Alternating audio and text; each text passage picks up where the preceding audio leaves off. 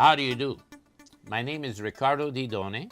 I'm the Chief Executive Officer of Children Now.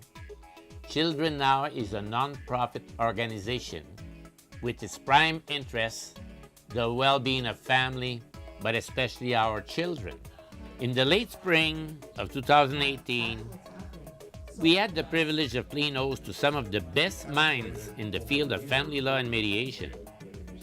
We held an international symposium entitled Working with Families in Transition in the 21st Century. During the symposium, many conferences were held addressing some of the most important issues regarding families. One of our main speakers who addressed the reunion was the highly renowned Professor Bala. Professor Bala is a leading international authority in legal matters regarding families and children. He spoke to us about high conflict separation and parental alienation. I'm going to be speaking today about the issue of children resisting contact. And I should say, while I have a certain perspective, I'm very much influenced by the work of collaborators, Dr. Barbara Fiedler, Rachel Birnbaum, Michael Saini, and I think this is an area where it's very important to have interdisciplinary collaboration. Most Canadian parents are able to resolve cases, their lives in transitioning in a reasonably effective way. Certainly one of the things we've seen is a very great increase in shared parenting, but there is a subgroup of families where we're seeing higher conflict and the issue of that comes up, and I'll be talking about children resisting contact. When thinking about these cases from the point of view of the legal system, lawyers, judges are thinking about how can we reduce the conflict and improve the relationship. And on the other hand, what's the role of the court-sanctioned intervention? So it's really going down two tracks.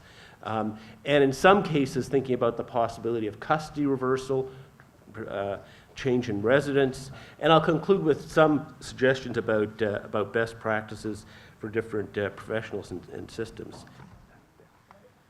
Let's say about a third of couples are in a pretty high conflict situation at the point of separation. Over time, for some significant portion, the conflict decreases for a variety of reasons, just the passage of time, new relationships, and the interventions that people are getting from mental health professionals, judges, lawyers, it resolves things. But there's still a hardcore group that will remain litigating 16 years later. So these cases involving children who stop wanting to see their parents or one parent's holding back, they're certainly complex, and there are many challenges. One from a legal perspective is it's not just the family justice system. We'll talk about the role of the criminal justice system, the child protection system, so you have multiple legal proceedings going on at once. People think they don't like the family courts. Imagine you're in 3 courts at once. And then always there's this sort of what's really going on, that each parent understandably has a very different perspective on what's been happening. And it's hard for the professionals, including the judges, to figure out what's going on. And many of the people involved have some kind of personality disorder, and they have very high energy. This personality disorder, of course, doesn't mean they can't function in society. They're not mentally disordered, but it does mean that in this particular context, they may not be acting rationally or reasonably. And there's certainly a question about, do we have adequate resources? And I think neither in the human side nor the financial side is there sufficient resource given to this question. Now, as many of you may know, the idea can be traced back into the middle of the 20th century, but to some extent the idea of parental alienation was popularized by Richard Gardner, who is a controversial psychiatrist. He coined the term parental alienation syndrome. Parental alienation syndrome is a condition for the child which the primary manifestation is the child's campaign of denigration against a parent, a campaign that has no justification.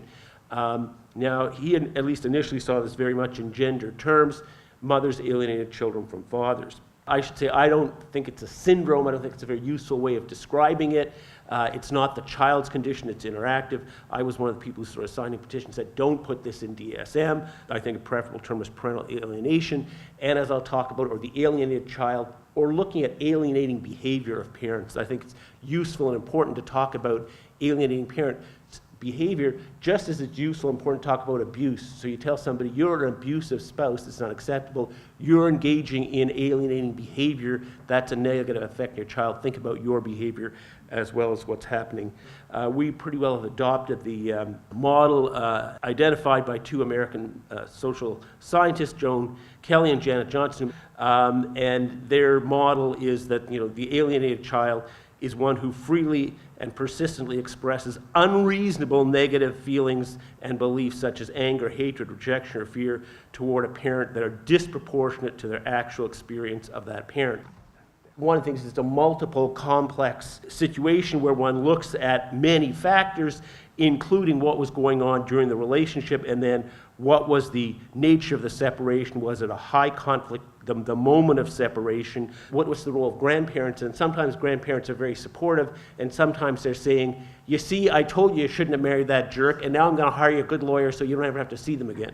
So, lawyers can make things worse. Certainly therapists can make things worse. So it's a complex model, multifactorial, dynamic, changing over time. One of the general points is not all children are always affected by alienating behavior, but alienating behavior is always negative.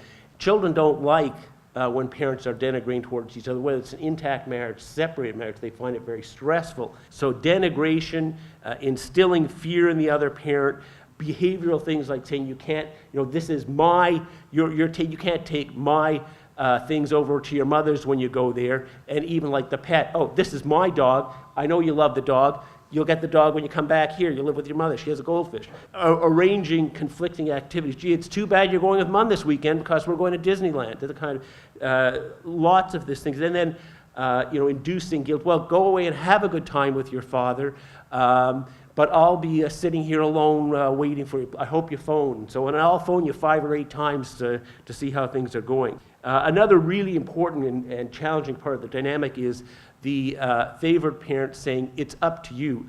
I think you should have a relationship, but you're old enough to decide, and old enough could be 8, 10, 12, 14. What about alienated children? What do they look like?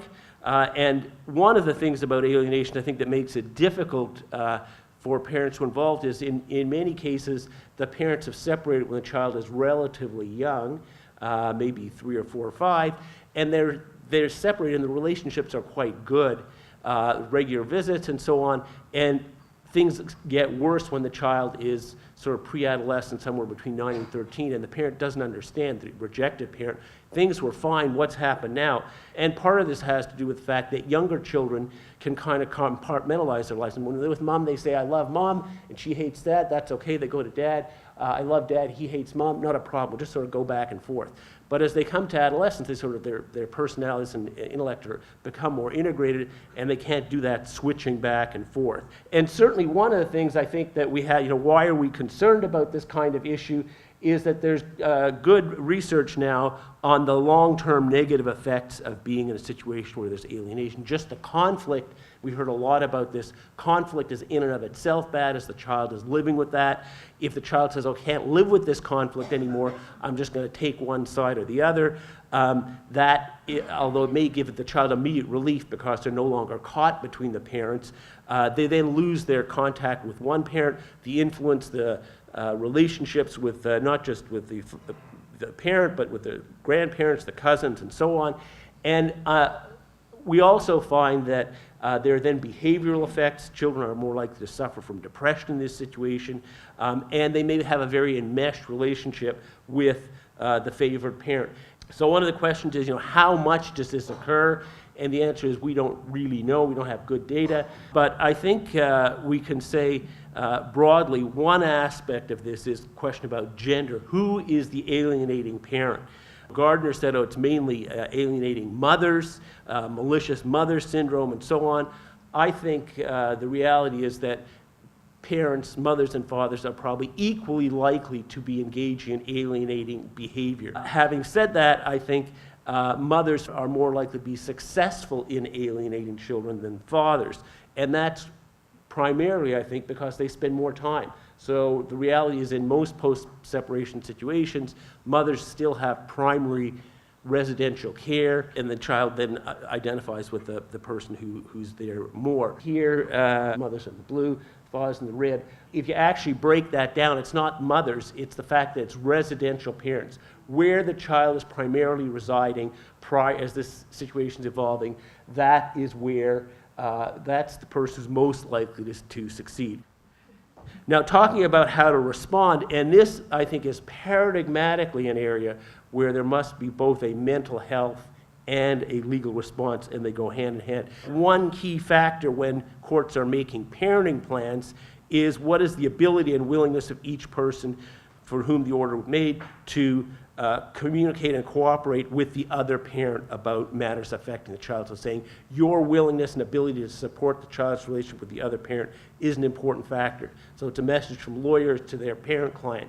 In most areas of law, when the lawyer sees the client, the question is, okay, did you commit that murder a year ago? Let's see if we can get evidence about that. But everything's in the past. In family law, everything is ongoing. So a good family lawyer can change their client's behavior for the better. In the event that we end up in court, the judge is going to want to know, were you supportive of the other parent, or were you writing nasty emails? Everything you do from here on in is evidence. And bad family lawyers, by the way, take someone who's a pretty good parent and just crank them up, and then they go off the rails. I think one of the key things, of course, is if rejection is being put forward, is to have an appropriate, effective mental health assessment. In every jurisdiction, there is a process to have a court-appointed assessor. One of the issues is who pays for it. I think in most American states, it's the parents pay or it's not done at all. In Canada, we have somewhat more resources, but it varies by province, by case. Certainly, one of the things I think that I and others very much recommend is a judge should, so what we call case managed. There should be judicial continuity. And in some jurisdictions in Canada, we're getting a lot of that, some very little, but we're seeing change towards more case management. Rapid, early, effective intervention, I think, is very important. For a trial, you may get a lot of time, but you're here just for an intermotion. You've got maybe a half an hour, maybe you have 2 hours. That's it, that's all I have. There's somebody else waiting. So here's what I want. Here's your 2 hours. We're going to hear something about this. I want you to come back in 2 months and do this and this and this and this. And meanwhile, one of the things I would certainly advocate that unless there's clear evidence of abuse, that the judge said, if you're not seeing the other parent, you should see them. We set a schedule. If somebody else set the schedule 3 years ago, go to that, use that schedule, or at least have some visits. If there's the concern, hey, I'm really concerned, I think he's into drugs, hopefully you can say, well, okay, how about supervised visits? But stopping all contact while the litigation goes on, which could be years, I think is very problematic. You know, one of the questions, can judges order counseling? Interestingly, here in Quebec, the judges say, you know, we can't order people into counseling in a family context. However, we can make a recommendation that people have counseling. Oh, and by the way, you'll be back in front of me in 3 months, so I want to see progress. It's a good idea to follow my recommendation. But it's not an order. Conversely, in most provinces, the judge can make the order. Certainly, if parenting coordination is available, and it can also be very effective at this interim stage, parenting coordination can only be done if the parents agree. So that's an issue. Increasingly, we're having provinces and states where it can be ordered regardless of the consent of the parents.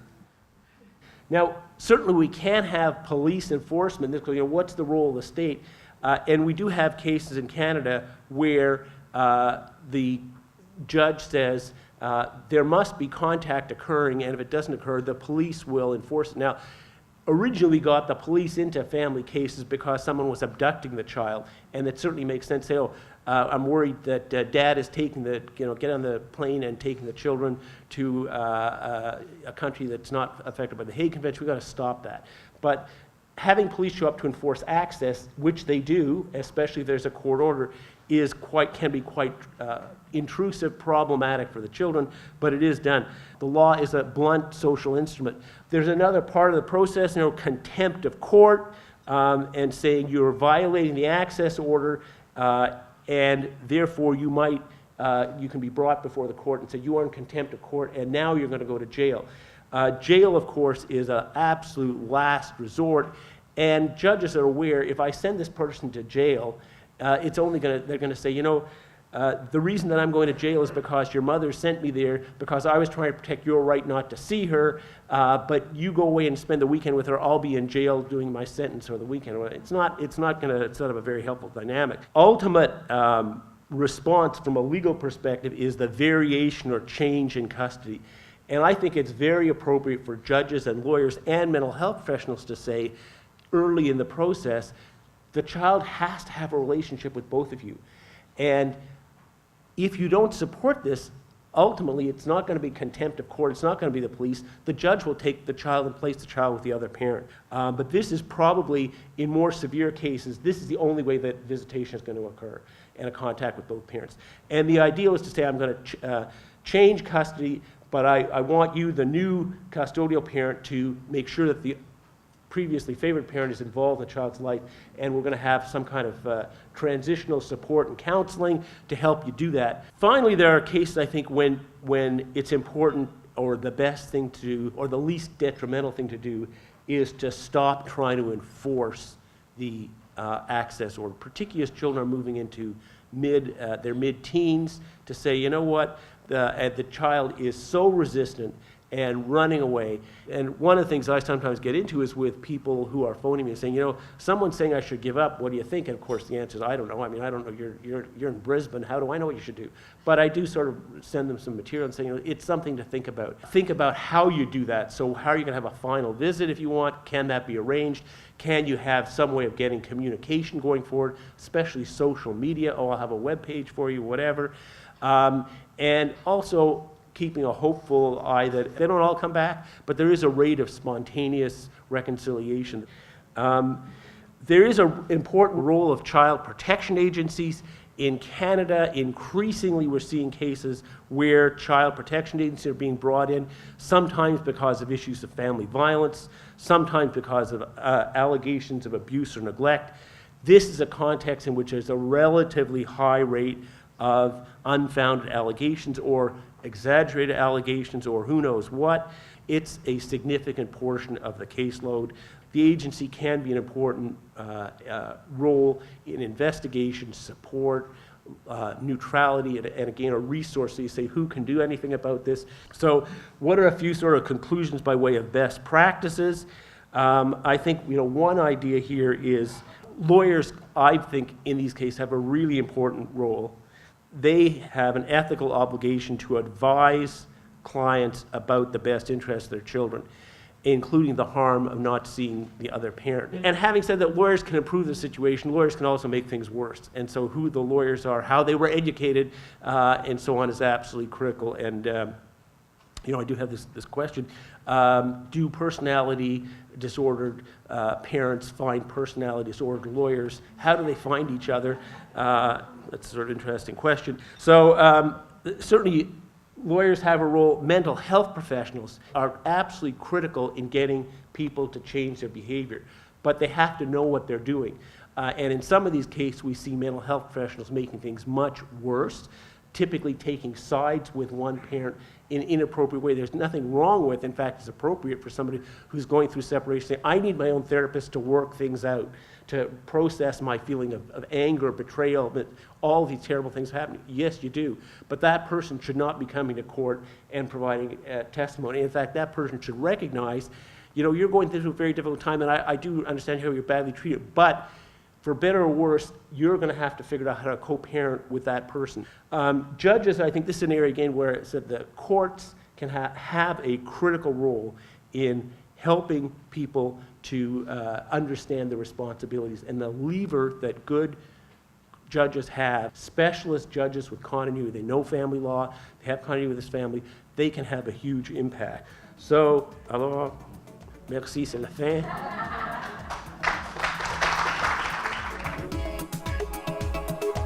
In the spirit of better supporting families in distress, we invite you to view the different conferences as we put them online. Visit our site www.childrennow.ca.